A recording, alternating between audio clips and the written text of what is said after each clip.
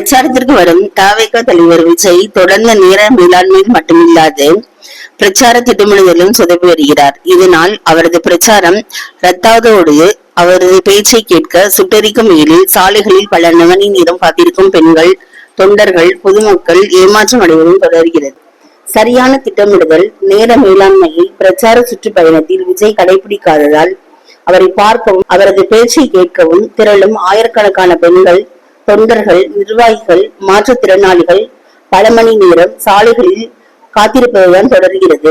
இவர்களை பற்றி விஜய் கவலைப்பட்டதாக தெரியவில்லை. பெரும் கூட்டம் திரளும் இடங்களில் தலைவர்கள் பிரச்சாரம் செய்யும் இடத்திற்கு திட்டமிட்ட நேரத்திற்குள் செல்ல வேண்டும் என்பதிலேயே குறியாக இருப்பார்கள்.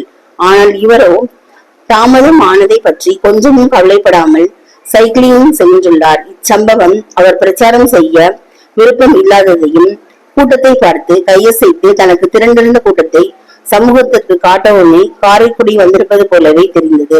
ஆனால் அவருக்கு இயல்பாக திரளும் இந்த கூட்டம் தேர்தலில் மாற்றத்தை ஏற்படுத்தலாம். ஆனால் பொறுப்புணர்வும் கடமையும் இருந்தால் மட்டுமே விஜய் அரசியலில் சாதிக்க முடியும். அதை அவர் மேற்கொள்ளாவிட்டால் ஆந்திராவில் சிரஞ்சீவிக்கு ஏற்பட்ட நிலை கூட ஏற்படலாம்.